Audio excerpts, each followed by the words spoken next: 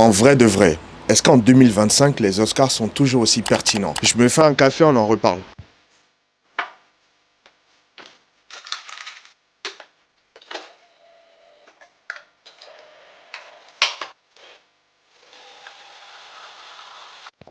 Donc en fait, si tu veux, c'est une cérémonie qui récompense tous les acteurs du monde du cinéma. Chaque année maintenant, depuis 1929, tu sais, on te remet la petite statuette en or là et tout. Et si tu veux, c'est la cérémonie la plus prestigieuse qu'il existe dans le monde du cinéma. C'est vraiment le top du top du top. Avant de rentrer dans le vif du sujet, en fait, il faut savoir qui sont les fameux membres de l'Académie. Parce qu'on entend toujours l'Académie, l'Académie, je remercie l'Académie, je remercie l'Académie. Thank you very much. Thank you. Gracias. Merci. I just want to thank all of you. Gracias, gracias, gracias. Thank you, thank you.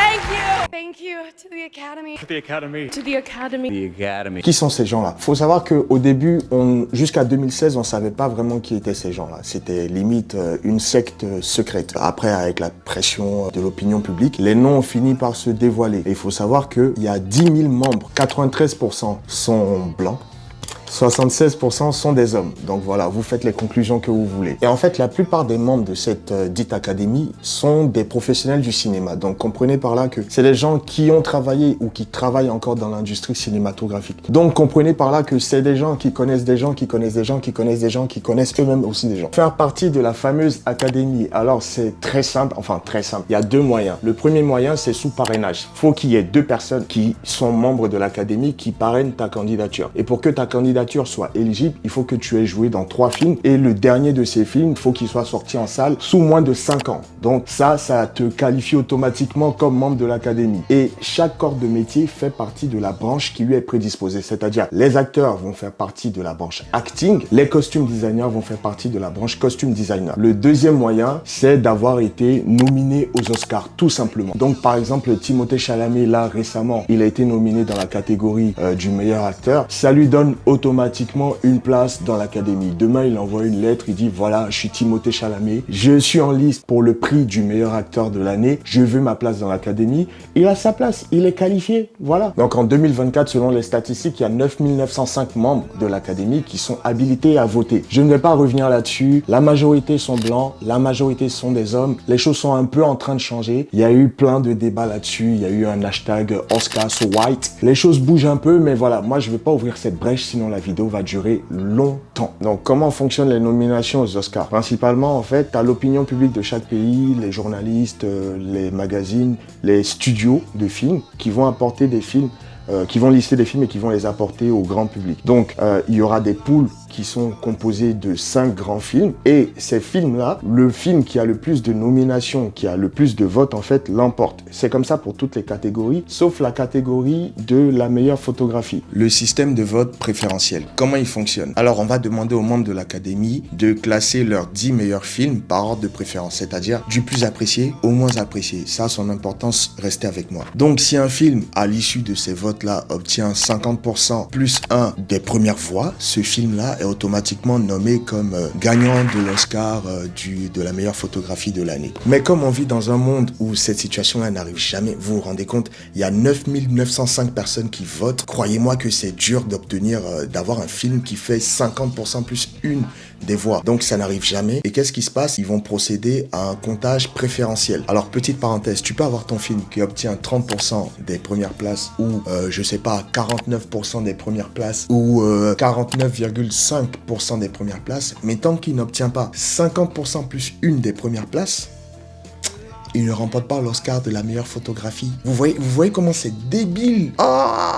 Donc ici, en fait, je vous fais un exemple. Bon, là, il n'y a que 2 poules. Vous doutez bien que dans l'académie, il y a 9905 personnes qui votent. Donc, des poules, il y en a 9905. Là, j'ai pris 2 pour simplifier, pour vous montrer un peu, illustrer rapidement comment ça marche. Donc là, techniquement, j'ai pris la liste des 10 films qui sont en liste cette année pour la catégorie meilleure photographie. Il y a Anora, de Brutalist, Emilia Pérez, Conclave, Dune 2, I'm Still Here, The Substance, Wicked et Perfect Stranger. Donc j'ai un peu modifié les rangs de chaque film de poule en poule. Donc là techniquement, en fonction de ce que je vous ai dit précédemment, le film qui a reçu le moins de places, de première place, c'est A Perfect Stranger. Donc ici, on va rayer ce film et ce vote là, il va passer à de Brutalist, qui lui fait +1. Ici, pareil, on va le rayer puisque dans cette poule, c'est le film le moins préféré. Donc on le raye et son vote va passer à Emilia Pérez, qui va se retrouver avec +1 aussi. Donc au prochain tour, le film avec le moins de numéro 1, en fait, techniquement, ça sera Wicked. Parce qu'ici, il a la dernière place et ici, il a l'avant-dernière place. Donc Wicked va être barré ici et son vote va aller encore à The Brutalist, qui se trouve à la deuxième place, +1. Ici, Wicked, ça va être barré. Le vote va aller à Emilia Pérez, qui va se retrouver avec +1 de vote. Ensuite, prochain tour, The Substance. Le film le moins apprécié dans cette poule, ça sera The Substance. Ici, ça sera I'm Still Here. Mais si vous regardez bien, The Substance est quand même moins apprécié que I'm Still Here. Donc ici, on va barrer encore The Substance, ainsi de suite. Le vote va aller à The Brutalist.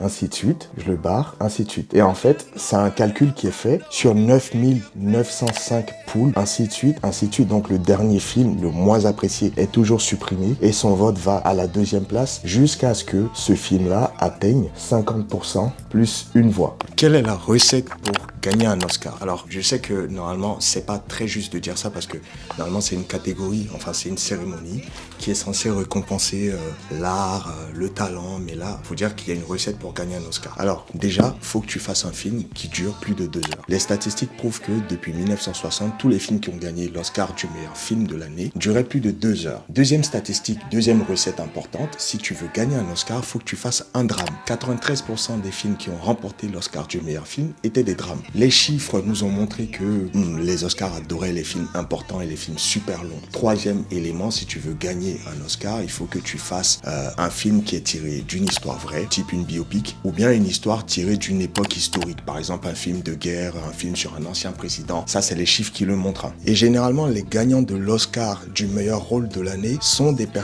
acteurs en fait qui ont joué dans des drames. Il y a peu de films de science-fiction, je crois qu'il y en a jamais eu de films de science-fiction qui ont remporté l'Oscar du meilleur film de l'année, de films d'action ou de films d'horreur. Donc voilà, c'est les chiffres. C'est dommage quand on sait que c'est une cérémonie, comme je l'ai dit, qui est censée récompenser l'art. C'est dommage qu'il y ait une formule en fait pour gagner l'Oscar. Pourquoi remporter l'Oscar est si important en fait? Au-delà même de la gloire, la petite cérémonie à Los Angeles avec tous les producteurs, les acteurs et tout, ça rapporte beaucoup de budget. Regarde, moi par exemple, je fais un film à 500K et au bout d'un mois en fait, on a 500K de recettes. Donc on n'a pas vraiment fait de bénéfice. Mais entre-temps, ce film-là, il est nommé dans la catégorie du meilleur film de l'année, de la meilleure photographie. L'acteur principal, il est nommé dans la catégorie du meilleur rôle de l'année. Qu'est-ce que ça va faire dans la tête des gens? Ça va attirer leur curiosité, ils vont aller voir ce film, ils vont chercher à aller voir ce film. Et il s'avère que je remporte les 3 Oscars pour lesquels j'étais nominé. Qu'est-ce que ça va faire? Les gens qui l'ont pas vu, ils vont aller voir ce film. 2 mois plus tard, j'avais fait initialement 500K de recettes. 2 mois plus tard, je passe à peut-être à 3 millions de recettes. Donc ça rapporte beaucoup d'argent. C'est pour ça que c'est super important de gagner un Oscar. Donc là, par exemple, les films que je t'affiche à l'écran, c'est des films avant et après Oscar. Tu vois le bénéfice qui se sont faits, tu vois l'importance en fait de remporter un Oscar. Donc, est-ce que les Oscars sont toujours pertinents? Pour moi, vu les personnes qui votent, vu comment les films sont sélectionnés, vu les budgets alloués par les boîtes de production et toute la pression médiatique qui est faite autour de films, moi je pense que en fait c'est une cérémonie qui récompense la meilleure stratégie marketing au-delà du talent. Donc voilà, n'hésitez pas à me dire en commentaire ce que vous en pensez. N'hésitez pas à me donner vos pronostics aussi par rapport aux Oscars de cette année et puis je vous dis à bientôt. Peace.